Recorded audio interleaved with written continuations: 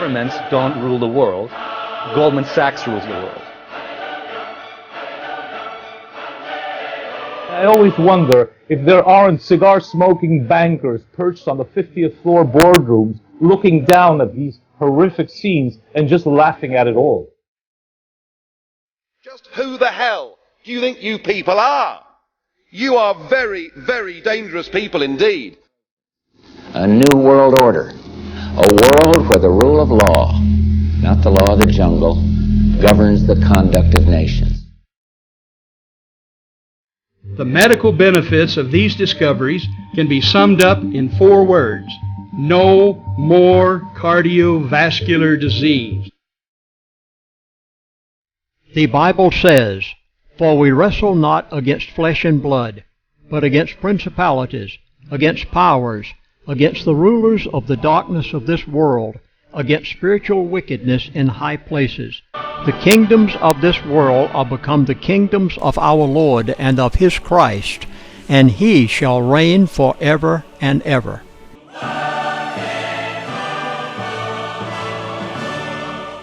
Welcome to Secrets of the Elite. I am Lindsey Williams, your host. I have waited for 35 years to make this DVD presentation. The people who have been friends to me over the years and have given me information, whom I refer to as the elite, are now retired in their 70s and 80s. I have withheld this information for these years out of respect for these people who have been willing to risk oftentimes their position or their retirement in order to be able to tell me things. Let me say, if I may, emphatically, there positively is a group of people on the face of the earth who control the world. Nothing ever happens in Washington by chance. Nothing takes place in the financial world by happen so. Men behind closed doors have decided everything that's going to happen, and my lifestyle and yours oftentimes is controlled by these people, by what they do. These elite of the world know what's going to happen tomorrow morning. There's no question in their minds. Well, let me begin back where it began with me. I had been the pastor of a church for 12 years. I went to Alaska, and after arriving there, I found they were building the Trans-Alaska Oil Pipeline. I went to Alaska Pipeline Service Company and I said, "Don't you need a chaplain on the Trans-Alaska Oil Pipeline?" Well, they said, "We don't know what to do with you." Well, finally, they did and gave me the Prudhoe Bay area, and from there down to Galbraith Lake, 7 work camps. And they just said, "Go and see what you can do." I did. And a few months later, Mr. R.H. King, personnel relations man with Alaska, came to me and he said, "Chaplain, you're saving us thousands of dollars of counseling fees we aren't having to pay. Your religious denomination is paying your salary. We would like to offer you executive status." And I said, "Well, what does that mean?" He said, "Go any place you'd like, see anything you'd like to see, and when you happen to be at Prudhoe Bay on the weekends, you're welcome to stay at Arco Base if you wish in executive dorms." And he said, "We would like to invite you to sit in our board meetings in an advisory capacity in order to help the relationship between management and labor." I had not the slightest idea what I was getting into. For 3 years' time, I sat with, lived in the same dorms with, was across the dinner table from, rode in the vehicles with, and day after day were in the presence of people that the average person never gets to meet. People who control the world. They literally do. If someone had asked me before I went to the Trans-Alaska Oil Pipeline, "Chaplain, do you believe there's a group of people on the face of the earth who control the world?" I would have laughed at them. And I would have said, "Who are you, a John Bircher?" If someone had asked me that question 3 years later, after I had lived with these people, "Do you believe there's a group of people who tell the president what to do, dictate to Congress what bills to pass, tell OPEC on any given day what they're going to give them for a barrel of oil?" I would have said, "Not only do I believe it, I sat and listened to them talk about it." So now you can understand why I can so emphatically make the statement, there positively is a group of people on the face of the earth who control the world. I remember one morning I walked into Arco Base, and Mr. Ken Fromm was sitting there. And he greeted me and said, "Chaplain, come on over. I'd like to introduce you to someone." I walked over to the breakfast table, and he said, "Chaplain, this is Mr. So-and-so." And he called him by name and said, "He's the International Secretary-Treasurer of Exxon Corporation." I tried my best over those 3 years' time to try to comprehend these people, their mindset. Now, keep in mind, I had been a pastor for all those years, had had many opportunities of counseling with every type of a situation imaginable, had graduated with a bachelor's degree, so I had some idea of how to work with people from my schooling years. And now I had the opportunity to understand people that the average person never comes in contact with. I tried to figure out how they think, what their lifestyles are. And I honestly believe, as I look back over those years now, that the reason I was there was the providence of God. There is no way that a little insignificant unknown missionary flying airplanes out in the bush of Alaska could have ever lived with the elite for 3 years' time, except by the providence of God. And there is no way that I could possibly be here today on this DVD trying to explain to you the things that you need to know in order to be able to overcome the New World Order except by the providence of God. I think you're viewing this DVD by God's providence. And the things that I say, I hope will be a great help to you in your life so that you can keep food on your dinner table, can overcome the elite and the New World Order. And you can, if you understand their mindset, but only if you understand the thought patterns, the mindset of these people. I have written numerous books. In fact, I've written 6 books. My first book was The Energy Non-Crisis. And I wrote it for the purpose of helping you understand how these people think and how they live and how to comprehend them. There was a second book entitled To Seduce a Nation. And all of these books are written for the purpose of helping you understand the elite of the world. Now, these books were out of print as of about 2 years ago. And then so many people said, "Chaplain, please, you must help us. We're facing a whole different world, of a new world order today.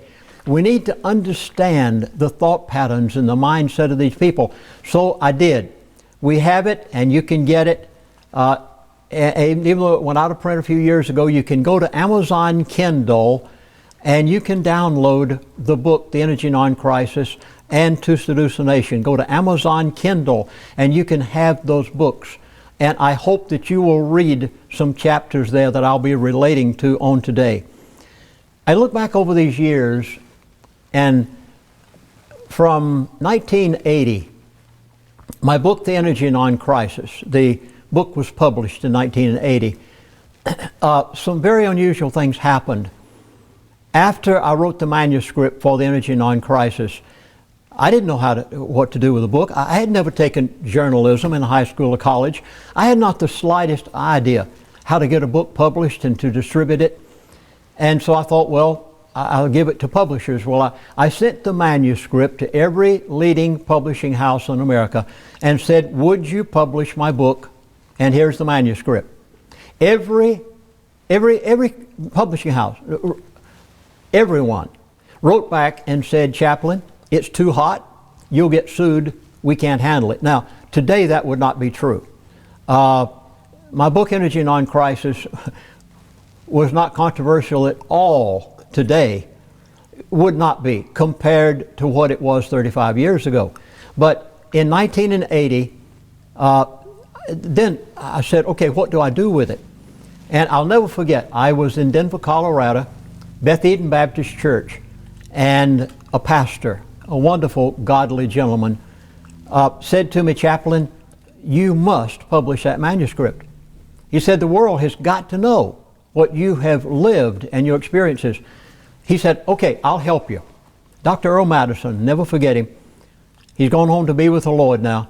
And he said, Chaplain, I'll help you put out the first 500 books. Well, we did. I never thought they would sell. They were gone in days. Then we published 5,000 books. They were gone in a few weeks. Then we published 10,000 books. They were gone in a few months. Within a year or so, it became a bestseller. People were hungry for the truth. They wanted to know what really is going on out there. And the book told them. At that point, I began getting invitations from speaking engagements all across the country. I mean, day after day. And finally, the mission board that I happened to be with at the time said, Chaplain, you can't publish a secular book and still be a missionary in Alaska. I said, no problem, I'll gladly resign. After all, there was a whole world out there to tell about what was going on and to tell about Jesus Christ. So I chose that, left Alaska, and began traveling. I have spoken in every state in America with the exception of Maine. I wish somebody would invite me to Maine for a speaking engagement. I'd take it just to be able to say that I've been to all 50 states, had the opportunity to travel to Australia, New Zealand, many countries of the world. People are hungry for the truth. And for a person who lived that story, someone said to me the other day, well, Chaplain, don't you have any trouble giving a presentation like I'm giving right now, for instance, on this DVD? And I said, no. The difference in this presentation and the presentation that just a speaker would give at a convention would be he looked in books, he read newspapers, he got current events, and he put together a presentation.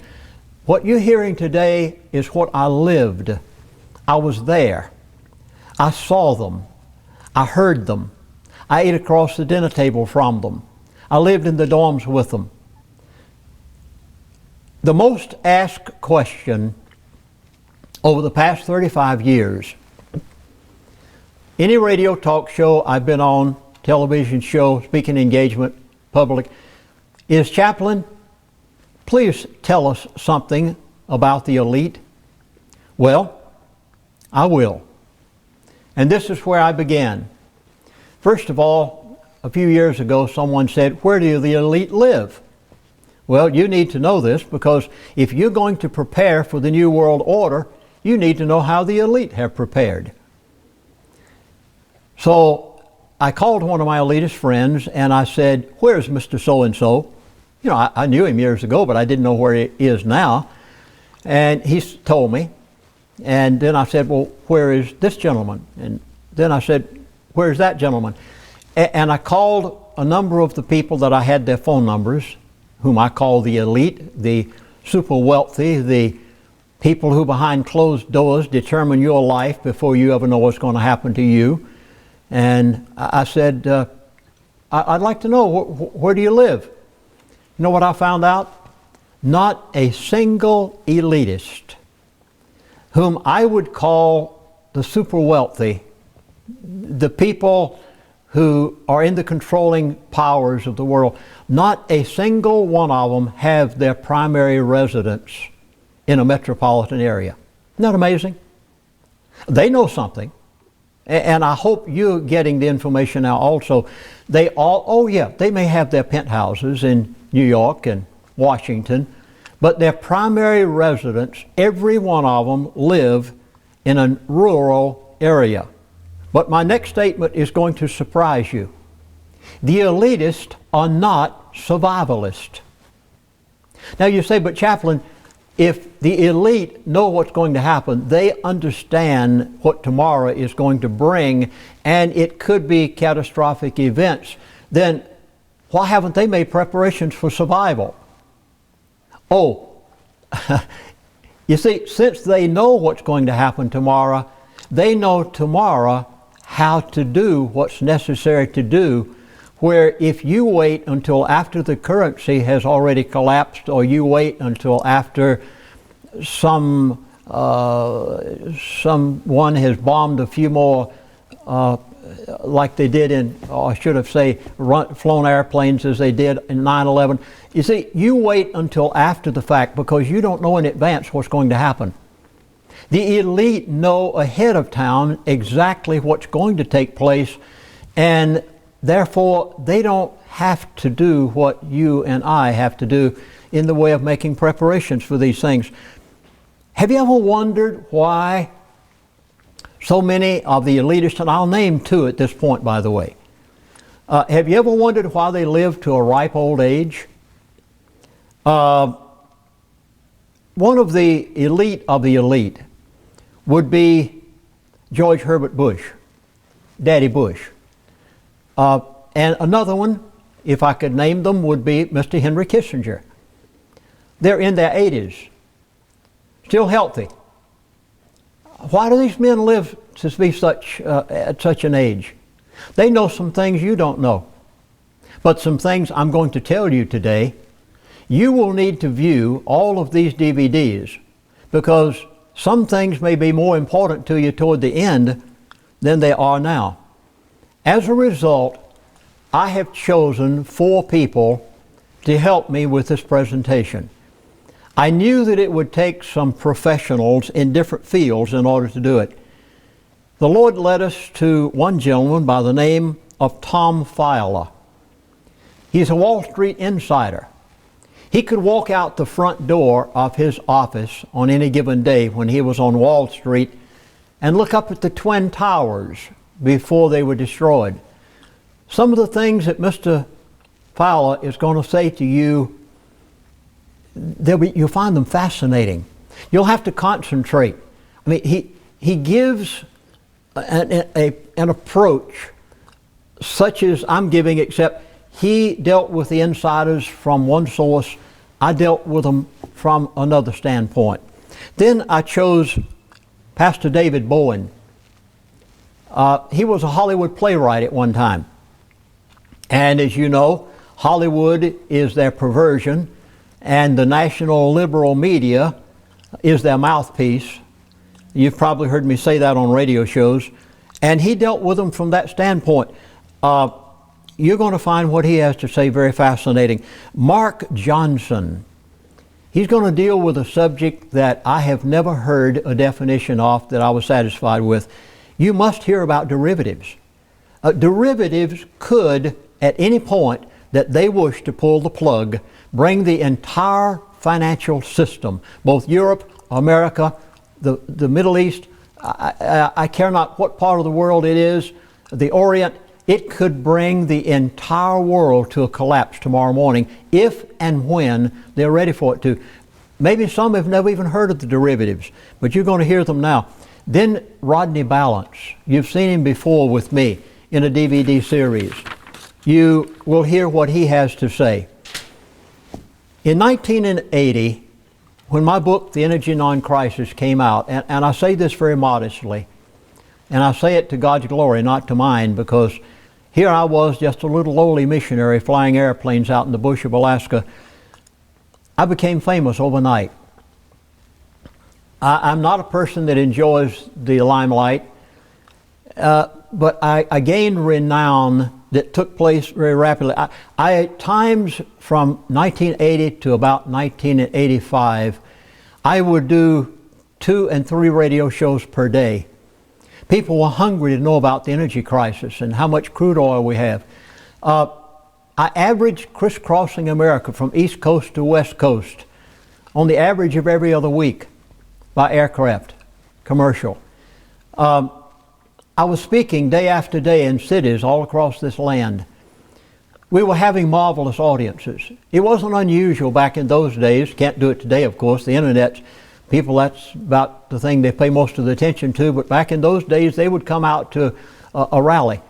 And it wasn't unusual to get 300, 500 people in small towns, in big cities, wherever it may be. We had as many as 10,000 people. The largest rally we ever had was in the Salt Dome in Salt Lake City. And because of this renown, there were some people who were watching me and I didn't know they were there. You never know who's in your audiences. And a group came to me one day and they said, "Chaplain, we would like you to help us." I didn't have the slightest idea. I knew they looked like businessmen. They were well dressed. They were well spoken. And they said, and you need to understand this expression, I think, that they used back in those days. Chaplain, we would like you to help us get some people out to our seminars. And I said, well, what kind of seminars are you speaking of? Now, keep in mind, they had been in my audiences. They were seeing the number of people that were there. And they said, will you come in contact with a lot of people?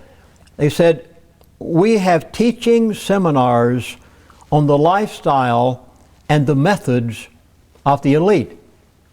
Well, I said, that's interesting. I lived with them for 3 years. And I have the personal phone numbers of a few of them. I wonder if what you're seeing or what you are saying and what I saw are the same.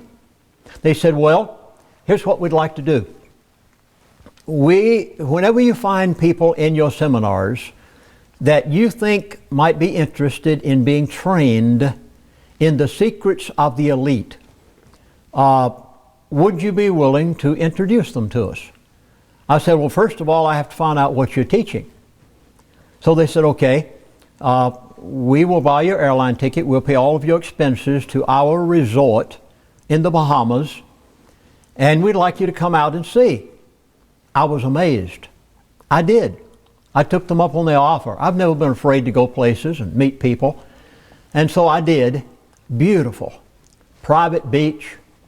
Oh, you've never seen such facilities, such food. And I stayed there for a week. And I heard some of the most renowned speakers that you could possibly imagine explaining the insides, the inner workings of the social elite, how they do what they do. I have never told this story before, and I must admit to you that I haven't told it because, not of fear, but out of respect for my elitist friends who are now retired in their 70s and 80s, and I felt that I should only wait until these men had gotten to the place that they could say what one said to me recently. As many of you know, one of my elitist friends passed away a year ago. Some of you have heard me give his name on radio shows. And before he died, he basically said to me, he said, Chaplain, I'm too old to care. Just go ahead and tell the world everything. Well, at that point, I decided I would. And I have told some things. But there are many things I have never told until today that you've never heard until this DVD series. And the things that I saw these people teaching in these seminars at this fabulously beautiful resort in the Bahamas was exactly what I had heard the elite talking about. The very things that they said they would do. You see, they make the laws. There's not a single bill that goes before Congress that is not written by the elite. They know what the bill is going to be before it ever gets there. The congressmen don't. Very seldom does a congressman ever read an entire bill. Practically never does a president of the United States of America ever read a bill that goes before Congress. And he signs it. And the congressmen sign it. Who wrote it? I know who wrote it. I heard them talking about these things when they were talking about what the elite do and how they act. And I was fascinated. And so I told these people, I said, yes, I'll be glad to do that for you. I said, I know some people that need to understand the inner workings of the elite, and I wanted to know myself. And so they said, okay, if you'll be willing to recommend people of class and quality that you think could understand these things and it will be helpful to them, we'll be glad to pay all expenses for you every other month to come out and be with us at our seminar in the fabulously beautiful Bahamas. And I did. For about 2 years, every other month, I spent a week at their resort. I remember one day, the airline strip, or the aircraft strip that was right close to the resort, I happened to have gotten off the plane that I had flown out in commercially, and Not many airplanes landed on a strip like that. It was very private. And all of a sudden, a 727 Boeing aircraft flew in, large jet. And I waited to see who was getting out. And the gentleman who was sponsoring the seminar that week happened to be standing beside me. And he said, "Do you know who those men are?" Two of them. Here, this big 727 jet, now like you fly on when you fly the commercial airliners. And the side door hydraulically went down. And he said, "Owens Corning, one of the large corporations of America." And two of their executives got out of the aircraft. You see, the secrets of the elite are known by every congressman. The secrets of the elite are known by federal judges. The secrets of the elite are known by a few lawyers. But you don't know them. They don't want you to know them. They train their young elites as to their thought patterns and their mindset and how they should do things. And as soon as a person arrives in Washington, in Congress, I'm going to tell you some of the things they're taught. And you're going to find some very surprising things in the course of all of this. Every president of the United States of America is briefed on these things. And very soon they realize where they stand. I'll give you a statement. You can find this one on the internet for yourself. This statement was made by Lloyd Blankfein. He is the boss at Goldman Sachs. And this the statement was made to the Sunday Times of London, England. And he said, "Bankers do God's work." Did you catch that? This man said to the London Times, Sunday Times, "Bankers do God's work." These people think that they have a right to do what they're doing. They are fully convinced that you and I are dumb, stupid, don't understand what they're doing, and most people don't. And that's one of the reasons I'm producing this DVD series, because I don't want you to be ignorant of what the elite are doing. I want you to be knowledgeable of what's happening. And the only way that you will overcome the New World Order is to be knowledgeable as to how they carry on everything that they do. You might call this a mini college education in some fashions. It was 1976. We had finished the service at Arco Base that night, and the men moved out of the way, and for some reason the senior executive on duty that week had attended the service and was sitting with us, I'll never forget, in the movie hall of all places at Arco Base. And we just sat there and talked a few minutes. I guess he wasn't too busy that evening. And in the course of the conversation, he said something. He said, AT&T is going to be declared a monopoly. And wait a minute. Now, think back, folks. 1976, there was only one telephone company in America.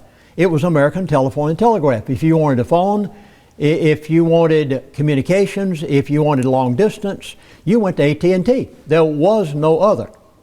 Now, how did he know it was going to be declared a monopoly? It had already been decided behind closed doors.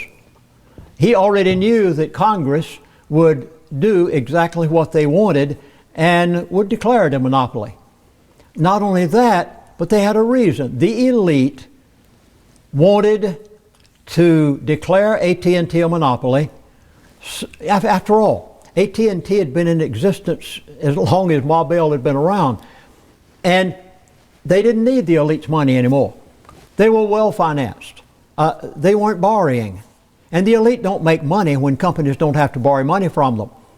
They declared, and you'll find this in my book, The Energy Non-Crisis, by the way. Please go to Amazon Kindle and get the book. You'll see it for yourself. It was recorded in 1980 when I wrote the book. before AT&T was ever declared a monopoly. They knew it, knew what was going to happen. And why did they do it? Because when AT&T was declared a monopoly, that meant that other companies, Sprint, Horizon, all these companies would spring up in their place. And how does a new company start? They borrow money from the elite. So they wanted AT&T declared a monopoly so the elite could turn around and lend money to all of these new companies that would get going because AT&T didn't need them anymore. This is just an idea of how the elite bring about their control factor. 1983, I heard when I was at the meetings in the Bahamas, I heard them talking about something that you didn't hear until just the last year or two. Free trade outsourcing. Those seminars in the Bahamas that I was attending, already back in those days, they were training the young elite to take the industry from America to China and India and Mexico, moving it out of this country, taking away your jobs. And already in those days, I was hearing them talking about free trade, outsourcing, before you ever knew what the business was all about. Why did they want to do this? There's a reason. Oh, I hope this will anger you to no end. The elite knew that they had to take their industry abroad. Why? Well, you just heard from the Wall Street Insider. You're going to hear about other facets of how Congress makes money. It all boils down to this. Let's move our factory to China.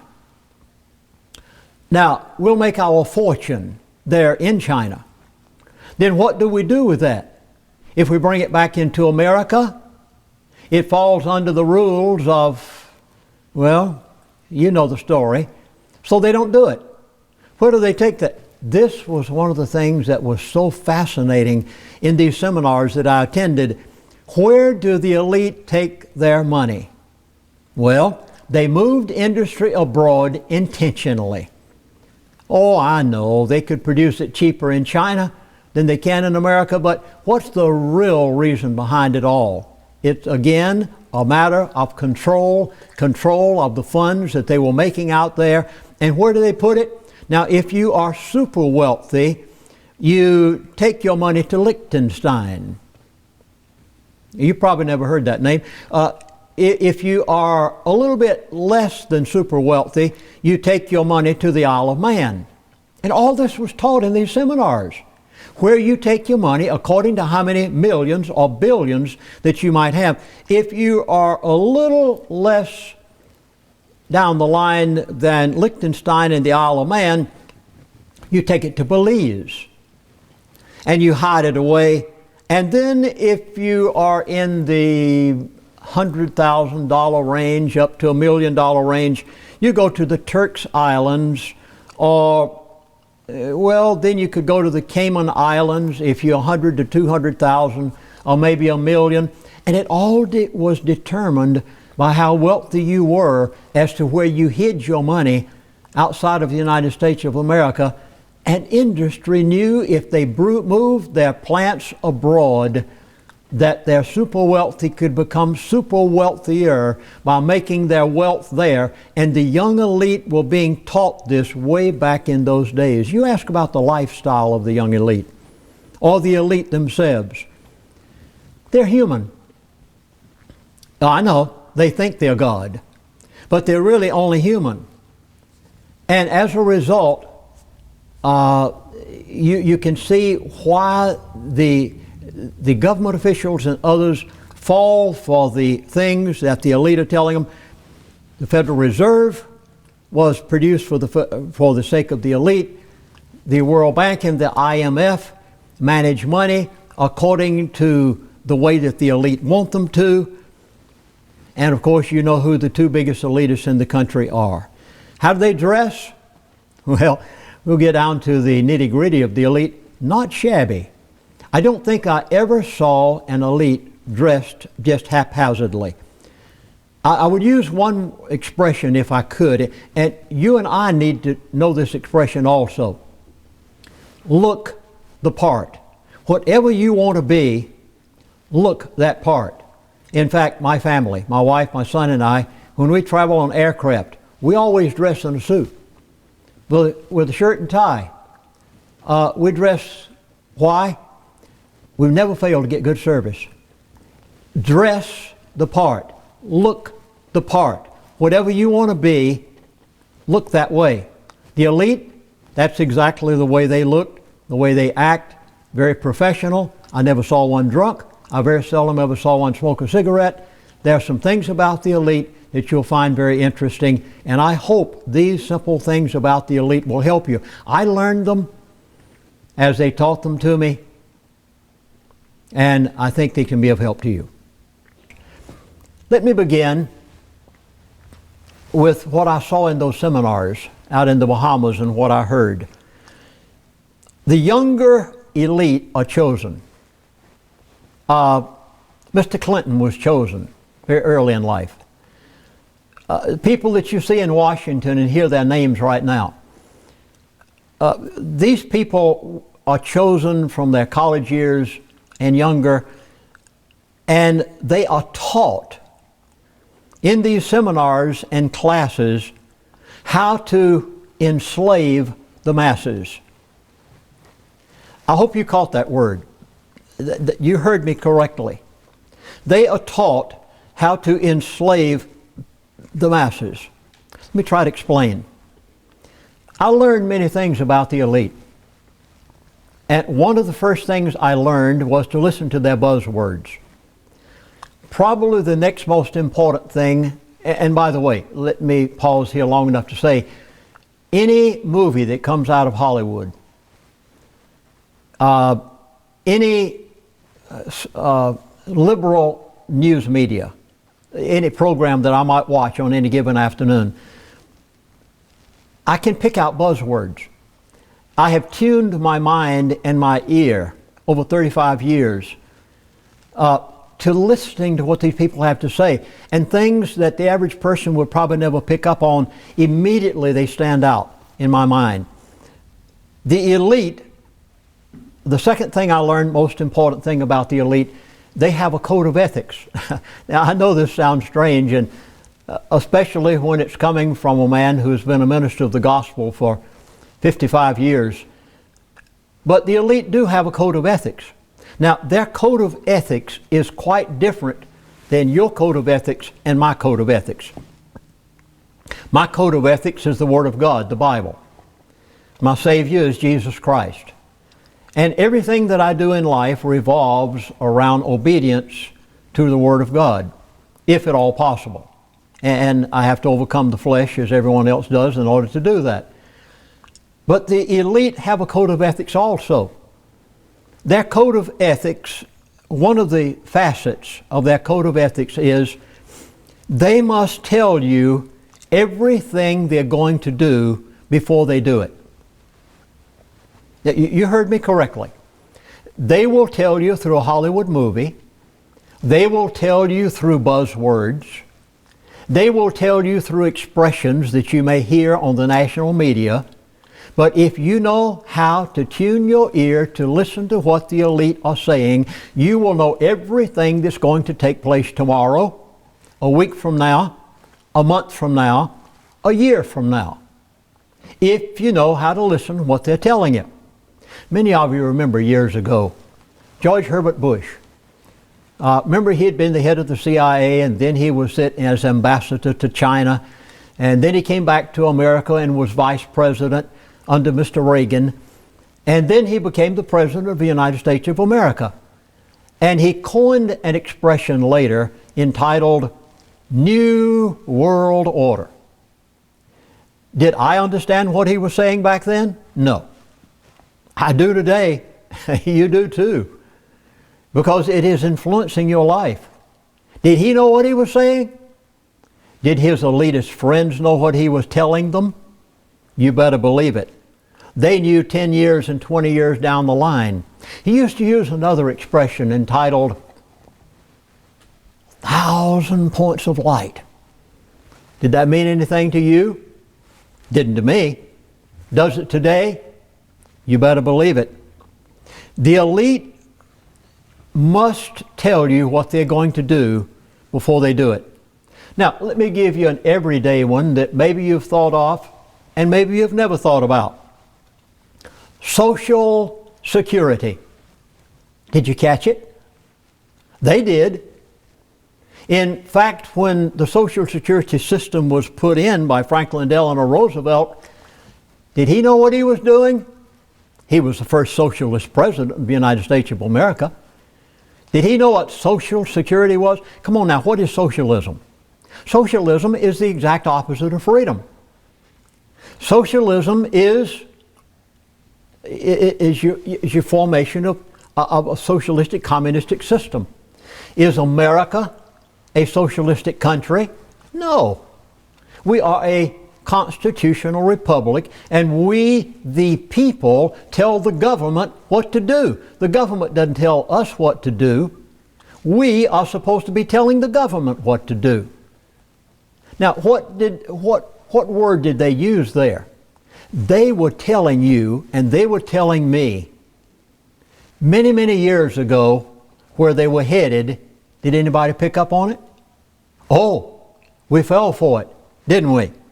Well, you might have. I didn't.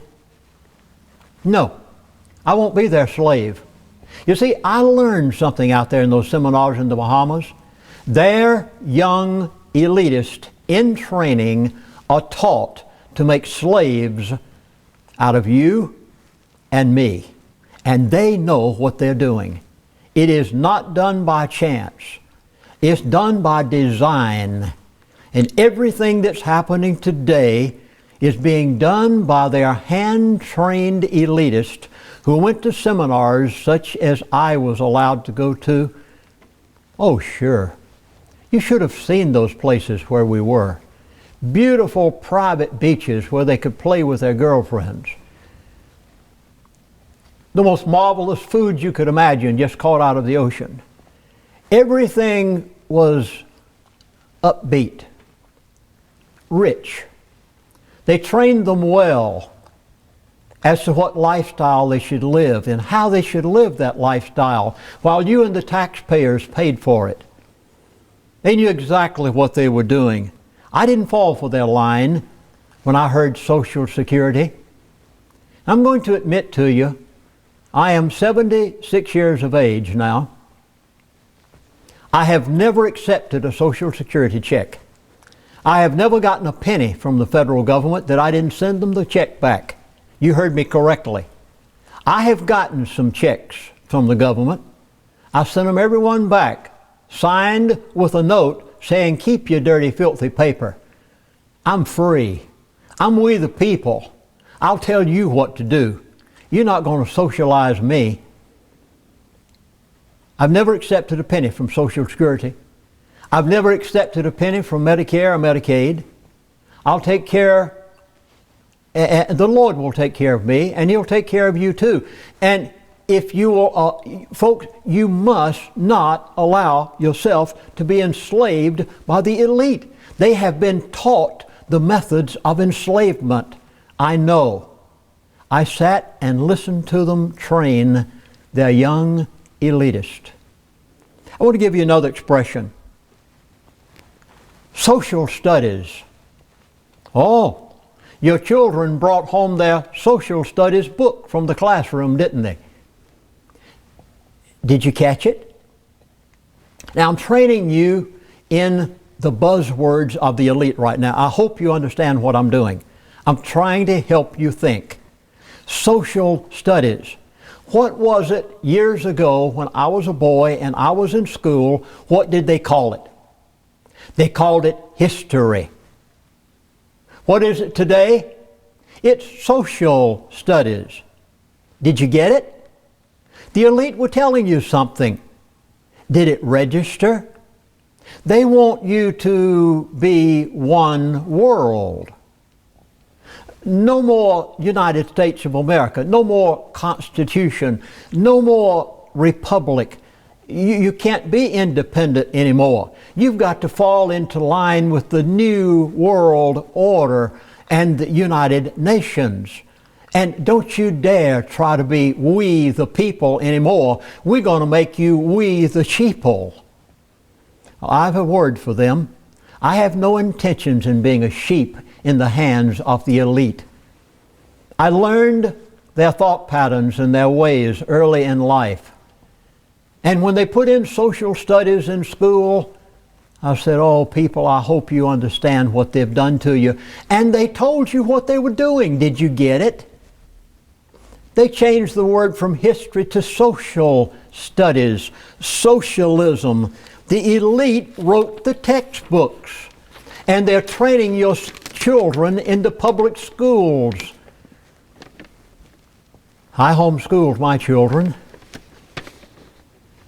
I taught them the difference between socialism and social studies and true history. Are you getting the words? Are you understanding what they're doing to you? The first communist president of the United States of America was Franklin Delano Roosevelt. Social security, social programs of every type. The elite are taking away your constitutional republic. And in its place, they've given you a democracy. You ask any politician today, what form of government is the United States of America? What does he say? A democracy. I asked one the other day, or I should say a while back in a public meeting where I was, and right here, right from our state, and I said, what form of government do we have? And he said, a democracy. No, you don't have a democracy in the United States of America. You find anywhere in the Constitution of the United States of America that ever says we're a democracy. Read Article 4, Section 4 of the Constitution, and you'll find out that it says the federal government must guarantee to every state in this union a Republican form of government. They have taken away your republic. They've given you a democracy, and it was done beginning many, many years ago. The elite have taken away your currency.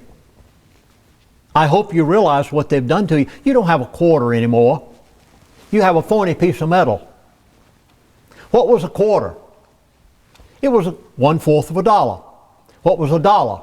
1 ounce of silver. What have they given you today? A funny piece of phony metal that you look around the outside and you see a circle. Didn't you get the message when they put that piece of phony stuff out there? Did it not register with you that they had taken away your silver from your quarter, from your half dollar? And then you couldn't go to the bank and get the silver dollar anymore. Why? They had to take away the value. And they had to give you a piece of paper in exchange.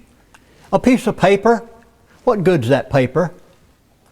It doesn't even have redeemable anymore by silver and gold. Now it's no more than a Federal Reserve note. And what is the Federal Reserve? It's not even an agency of the government of the United States of America. It is a private corporation that has literally taken over our currency in this country. The elite have taken away your God. Yes, you heard me correctly. They had to. You've heard me tell this before on radio shows and in other DVD presentations I've made, but they have a plan to remove the God who made America great. And the only way that they could bring in their new world order was to remove the God that had made America great from our society. They took the 10 Commandments off of the courthouse steps. They removed the Bible from the classroom. They had to remove righteousness and God from our society before they could bring in their new world order. So, you would say, well, wait a minute now, Chaplain, you say that the elite are trained to make us slaves? We're not slaves, you say.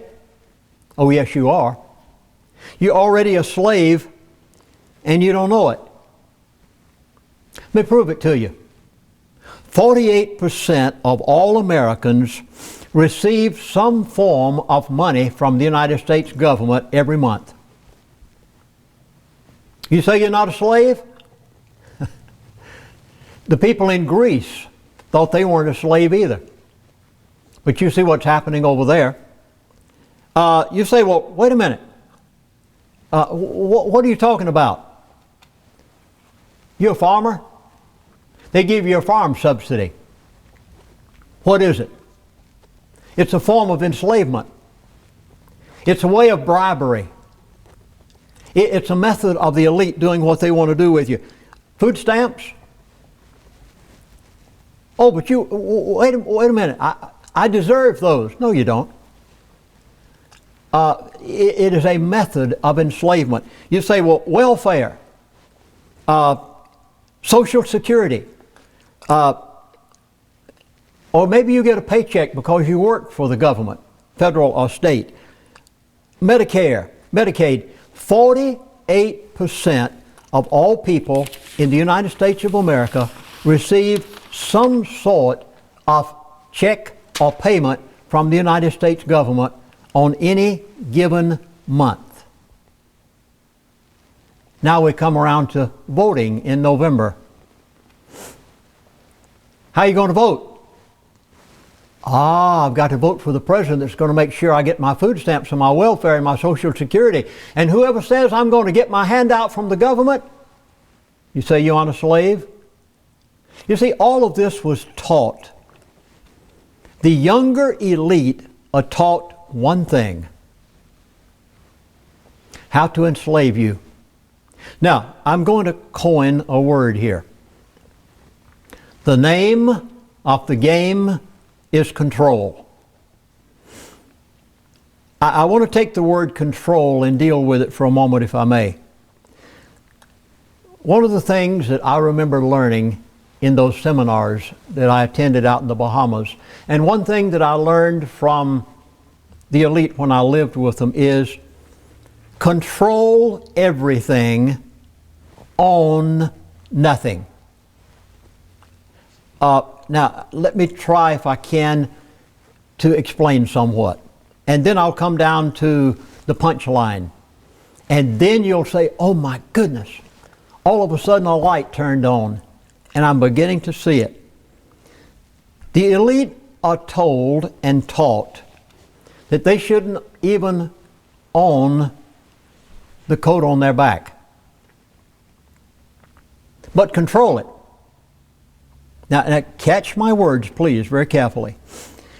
In those seminars, the young elite were taught not to own their house, but to live in it. And I know all of this is going to, so much of it's going to be brand new to you. I remember one day I was with a certain attorney friend of mine. He was close enough friend that I could be very personal with him. And he wasn't charging me by the minute or by the hour. We were just chatting. And I mentioned some of the things that I had learned in those seminars out in the Bahamas. And I said, do you do these things? Do you use this? Do you use this? And I'll name them in a moment. And I named some of these things. And he sat there and he wouldn't answer me. And I said, does your Congress friend know about this? And he wouldn't answer me.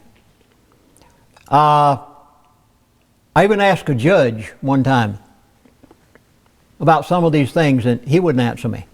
So this attorney friend, finally, when I got through going over a number of things and asking questions and he refused to answer, he looked square at me, and I'll never forget, it was kind of a puzzled look on his face, and he said, Chaplain, how do you know all this? And I told him where I learned it when I lived with the elite. And then I said, okay, now, be honest with me. Do you know about these things? Yeah. I said, do you use these things? Yeah. I said, do you own your airplane? No. Do you fly in it? Yeah. Do you own your house? No. Will your children pay any inheritance tax when you die? No. Folks, you must understand how the elite think. They have been taught to think in terms of the laws that they have written for the enslavement of you. The laws are made for the elite. What Congress passes is for their benefit. Their attorneys write the laws. The congressmen never read them. And if some of the congressmen don't want to pass the bills vote for the bills because they're afraid that their constituents, will find out about it, the elite have a way, which I'll tell you about in a moment or two, of stepping in and getting them to vote for that bill. Let me go back again to the word control. The elite, the younger elite, are taught, and I heard them explain it in detail in these seminars, and I heard it from the elite themselves when I lived with them. They're taught never to own the coat on their back. Never own their house, never own their automobile, never own their penthouse where their business is. Never own their yacht, and never own their jet aircraft. And this one, I almost hesitate, but I have to give it. I've waited 35 years to never have any income. Did you hear that? They fly in that jet, but they don't own it. They drive that automobile, but it's owned in a trust, or their company supplies it to them. So when it comes down to the end, here it is. You've heard it. You've heard it all over the news lately. Tax the rich. Wall Street protest. I look at what's happening in the country and I say, if only you knew what I know. If you had the slightest idea what the elite, well, here it goes. The elite are not the slightest worried about a bill being passed to tax the rich. They're sitting back laughing at you. Why? They don't have anything to be taxed. Oh, you say, I never thought about that. They don't own that jet. They don't own that automobile. They don't own that penthouse. They just put that coat on every morning. They don't own it. They are taught to control everything and own nothing. And they're taught how to do it. I know. I attended their seminars. I heard what they were teaching the younger elite.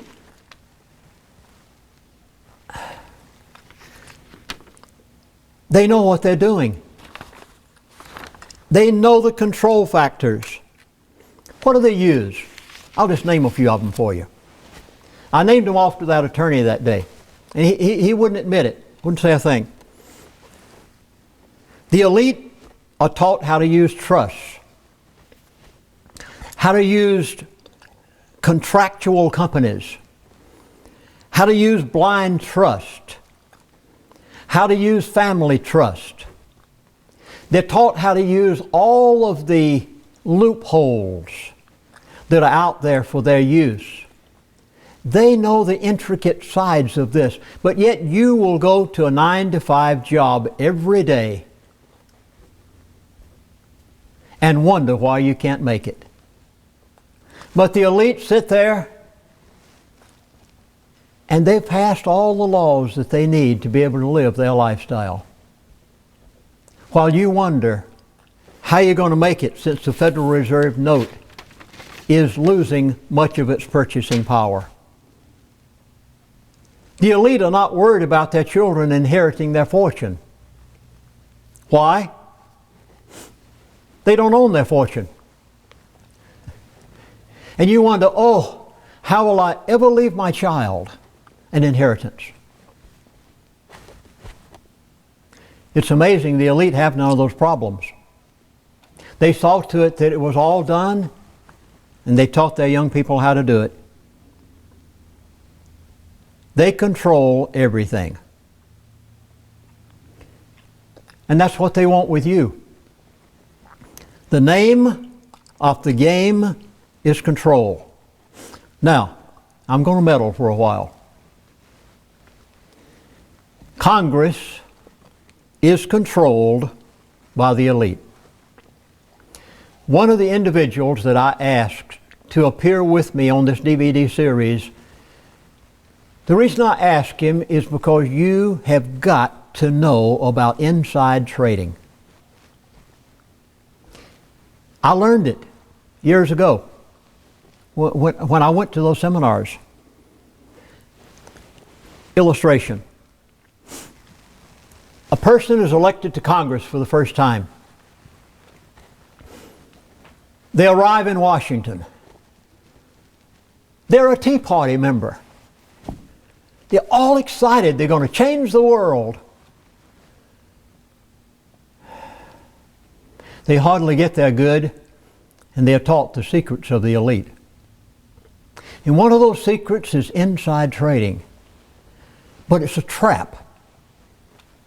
And I'd like to explain why. I chose a person to deal with the subject of inside trading in this seminar. It may be difficult for you. You may have to listen to it 2 or 3 times. You may have to go back and replay that section of the DVD 3 and 4 times. But you've got to get it, people, if you don't want to be a slave to the elite. And if you want to warn your Congress people that you're sending off to Washington, your Tea Party members and others, if you want to let them know, give them this DVD and tell them what they're going to face when they get there. They'll come home and admit to you that that's the first thing that happened. One of their senior congressional members will come around and say, have you heard about inside trading? Now, next week, just say for instance, next week there's going to be a bill passed. And it'll be for a certain company. And if you'll go and buy that company's stocks right now, we're going to see to it that this bill is passed so that this solar panel company will have millions and millions of dollars that they can begin to work with. And their stock is going to go right through the roof in the next 6 months because we have made available to them all these millions of dollars. Now, if you will go and buy that stock right now, before the bill passes, you can make $1 million. And we'll tell you how to put that $1 million in the Cayman Islands so that you don't have to show it to your constituents when you go home. You say, yeah, okay. So you fall for the line. Everybody does. You're human. There's no way you're going to keep on turning it down after it's offered to you day after day after day after day. Okay, and all of a sudden you realize, well, I did. I bought an honest stock. Yeah, you didn't do anything wrong. And you kept it for 6 months and you sold it. That's perfectly honest. You can sell a stock. And now I have been shown how to put that in the Cayman Islands or the Turks and the Caicos. I hope you're getting some words here, folks. You might not have heard of the Turks Islands before and the Caicos Islands. Maybe you don't know much about the Caymans. And so you put it there. And you say, this will pay for my child's education in style at Harvard or Yale. I'm justified in doing it. Now, next month, there is a bill that's going to be passed that the elite want, like they wanted the health care bill. All your constituents were against it, Nellie. Americans flooded Washington saying, don't you vote for that bill. And your senior congressman comes around and says, do you remember how I suggested to you that you should buy that stock and sell that stock? And, you know, we've helped you out, and we've tried to make life a little easier for you and your family. Don't you think, even though your constituents are against it, that you better vote for this bill? Now, after you've been in Washington for 2 or 3 terms,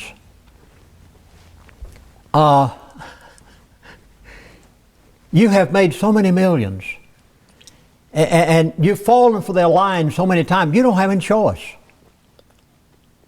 Have you wondered why the Patriot Act got passed?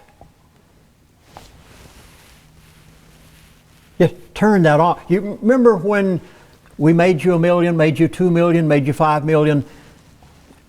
You remember you came in here a middle-class American, Tea Party member, or Democrat, or Republican, and you know, you're getting along pretty good now.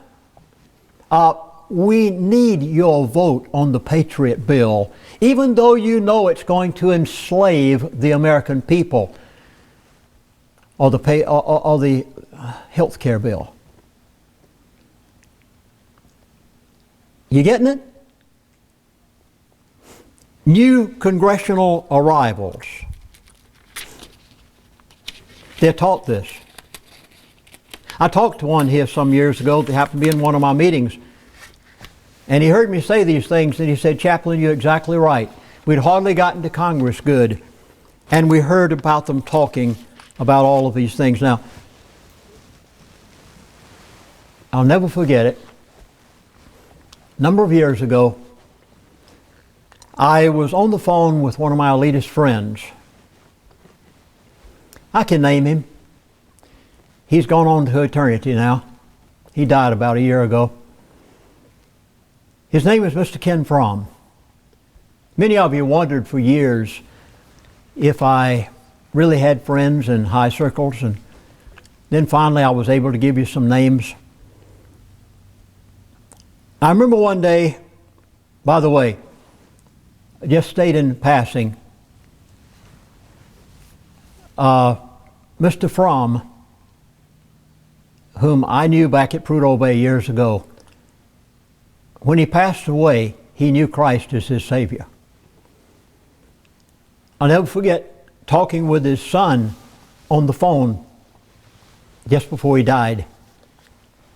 And I'd had a number of conversations with the family members, and his son said to me, Chaplain, you don't have a thing to worry about. You'll see Dad in heaven. He said there's no question but that he knows Christ is his Savior. So take heart in knowing that some of the elite are going to see you up there, if you're going to be there also. I remember I was on the phone with him one day, and you'll forgive me. I was on the phone with him one day, and we were talking about general things, and I said, I understand that there's something about health care in America. It's going to come before Congress before long. And he said, yes, Chaplain, a health care bill. And I said, now, there are some of the elite who know everything that goes on behind closed doors.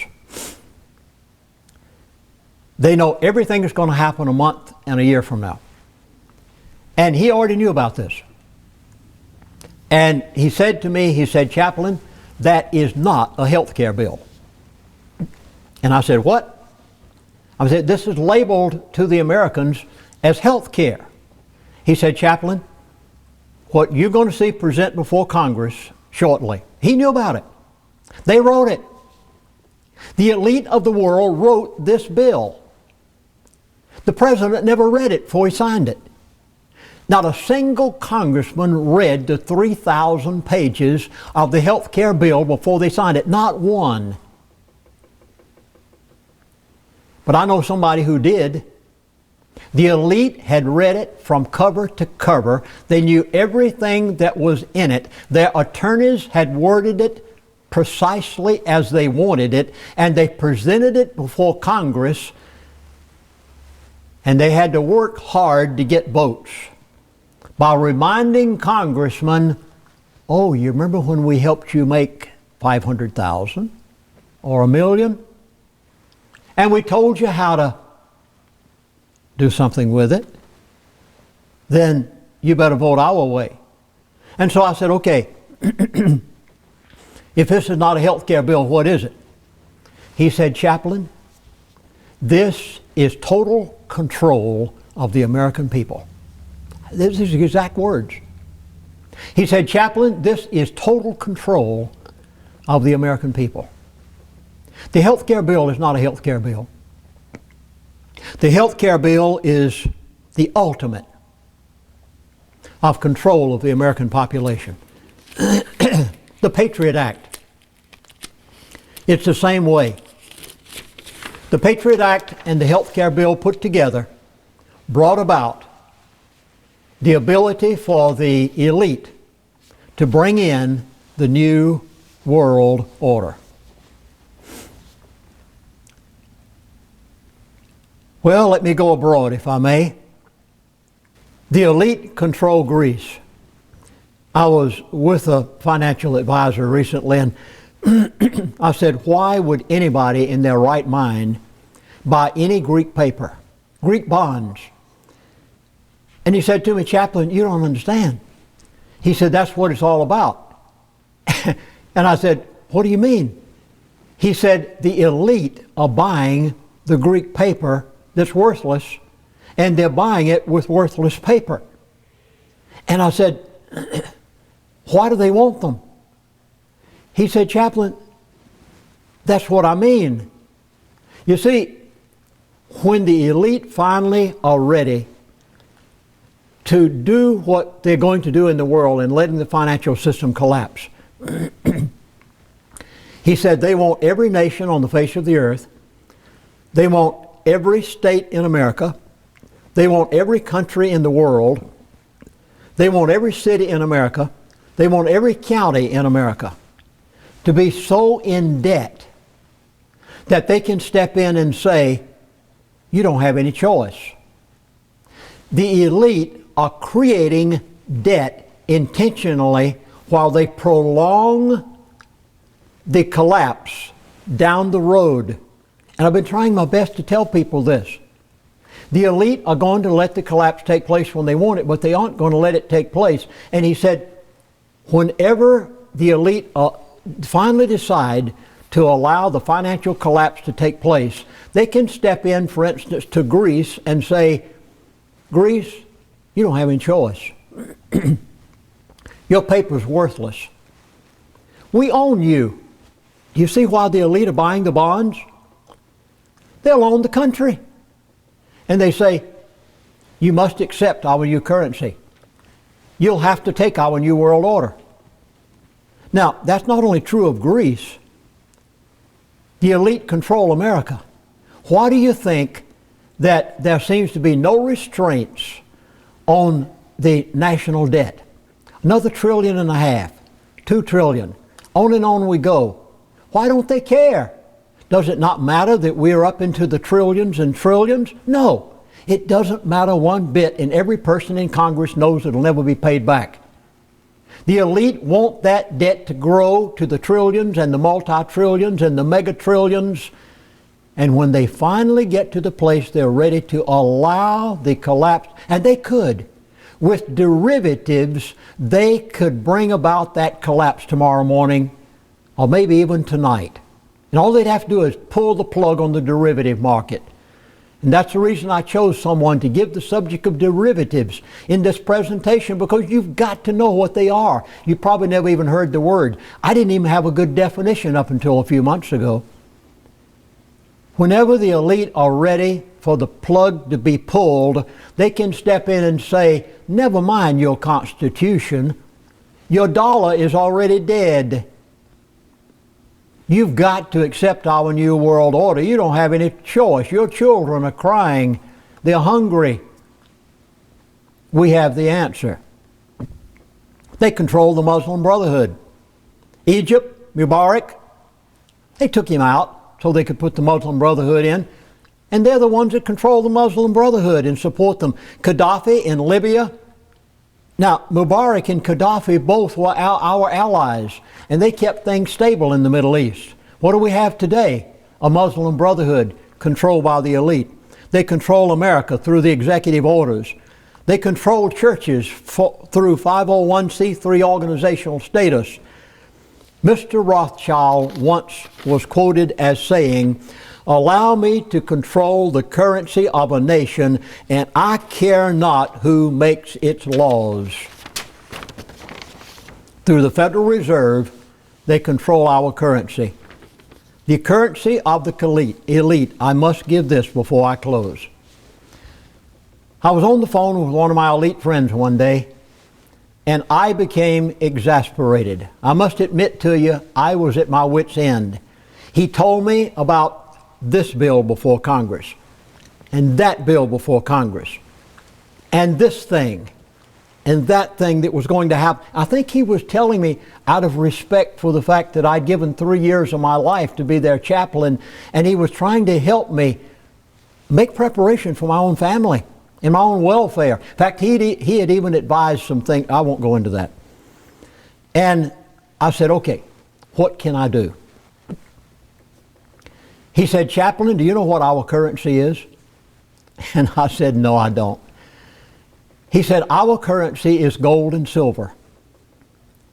And he said, "There's only one thing that you can do in order to maintain your purchasing power." He said, "The dollar is gone." He said, "The day that the Federal Reserve begins to buy its own paper, the dollar's done with." He said, "The only way you're going to maintain purchasing power is our currency." And I said, "Your currency is gold and silver?" "Yes." Less than 2% of Americans own gold coins. Less than 1% of Americans own gold coins minted by the United States Mint. Less than 0.5% of Americans own 1-ounce gold coins minted prior to 1933. Oh, folks, this is so important. Please, you must catch this. If you are going to purchase the currency of the elite, you need to purchase gold coins minted by the United States Mint. Don't buy foreign coins. They are not legal tender in the United States of America. You are going to need American coins minted by the United States Mint, and please buy coins minted prior to 1933. Why? By law, coins minted by the United States Mint prior to 1933 and silver coins with any date on them, whether it be past or present, cannot be confiscated by the United States government if they ever decide to confiscate gold again, as they did many years ago. Did you know that? Buy gold coins minted prior to 1933 and nothing but coins minted by the United States Mint that are legal tender, and 4 states in the United States of America have already passed laws saying that the grocery store, the hardware store, and the drugstore must accept gold coins and silver coins minted by the United States Mint as legal tender for payment of debt. 4 states have already passed that. Now, they haven't found out how to do it yet. They haven't found a way to implement it. They will. All the refined, now please, think of this mentally. all of the refined gold in the world could be put into a cube 60 feet by 60 feet by 60 feet. Why does it have value that paper doesn't have? If it is written on a piece of paper, it's worth the paper it's written on. One of my elitist friends said that to me one day, and I pass it on to you as some of the best advice I can give. Gold in the year 2000 was $273.60. By 2005, gold was worth, a 1 ounce gold coin was worth $518.90. By 2009, that same gold coin was worth $1,096.50. By the end of 2011, that same gold coin was worth $1,566.80. There will be food on the grocery store shelves. I know this disagrees somewhat with some of my survivalist friends. There will, please, I'm trying my best, people, to help you understand what the elite have said. There will be plenty of food on the grocery store shelves, plenty of food and water. The shelves aren't going to be empty. As one of them said to me, Chaplain, if the crop fails in Florida, we just bring it in from another country. If we have a crop failure in California, we can bring it in from our New World Order friends somewhere else. There is not going to be a shortage of food and water on the grocery store shelves, but you may go hungry. Doesn't make any sense, does it? Yes, it does. Why? Because your currency is going to devalue to the point, with the trillions of dollars of national debt we have, your currency is going to devalue to the point that you take a wheelbarrow load of Federal Reserve notes to the grocery store to buy a loaf of bread. The grocery stores will have the bread and the grocery store shelves will be full, but you may go hungry and your children may cry for lack of food because your currency, it has already been planned to devalue it to that point. The name of the game is controlled. You've got to learn their mindset. Think like the elite, and you can overcome the New World Order. Please call the professionals that you'll see on this DVD. They know the issues. That's the reason I've asked them to be on this DVD series. They don't think like the average professional out there. I was in California a number of years ago. Spoke to a group of people, I think it was a few hundred there. It was a caucus for the Republican Party. And after the meeting, a very well-dressed, attractive, middle-aged lady walked up to me and said, Chaplain, I'd like to speak with you after most of the crowd has moved out and you have a few minutes. I said, I'd be glad to. After I noticed most everyone had moved out of the building, I went back and sat down in the auditorium. And this lady said, Chaplain, I'm Mrs. So-and-so. I'll not mention her name. You'll know who she is. And she said, I am the chairman of the Republican Party of California who introduced Ronald Reagan to the Republican Party, whereby he became president of the United States of America.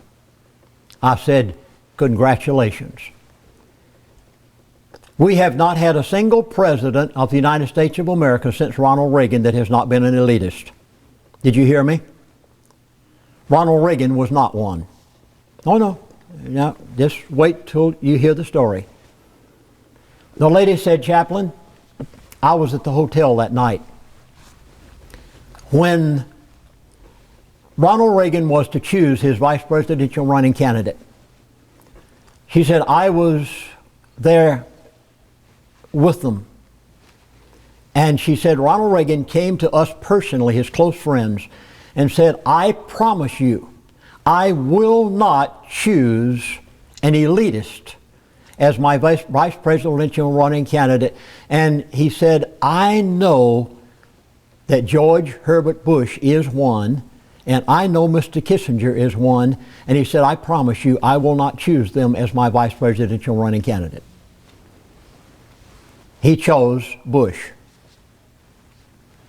He came to this lady the next day who was the one that introduced him to the Republican Party. And he said, I'm going to have to apologize. He said, I'm very sorry. He said, Bush was there, Kissinger was there. He named a few other people in the room, and I was there.